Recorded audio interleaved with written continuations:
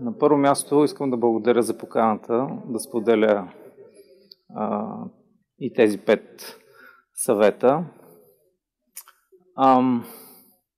Ако трябва да започна от първия и най-важния за мен е, човек трябва за да бъде успешен, трябва да си направи стратегията, трябва да има визия за бъдещето и трябва да облече в ясна стратегия, цели за тази стратегия и ясно да ги артикулира в организацията. Това е фундаментално и първо, защото това определя рамката.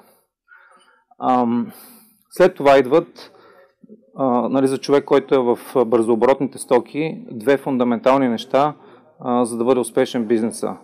Марките и хората. За да бъде успешен бизнеса, трябва да имаш здрави марки. Здравите марки ти дават консуматорско търсене, дават и позиция при клиентите, дават и иновациите за бъдещето, така че човек трябва да се погрижи за марките си като за свои деца. И от друга страна са хората.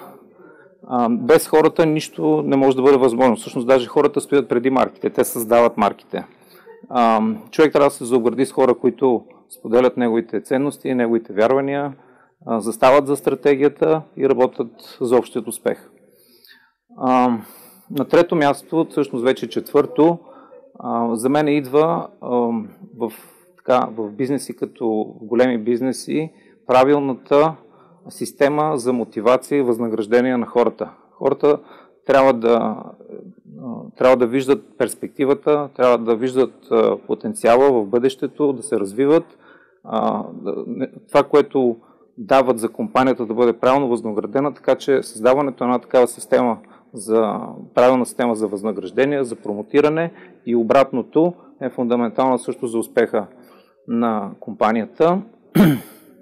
И пета, но не на пето място, бих сложил иновативността.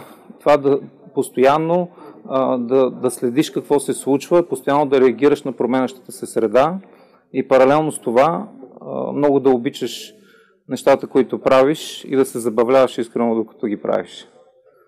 Общо взето, това са 5 за мен важни неща за успешен бизнес.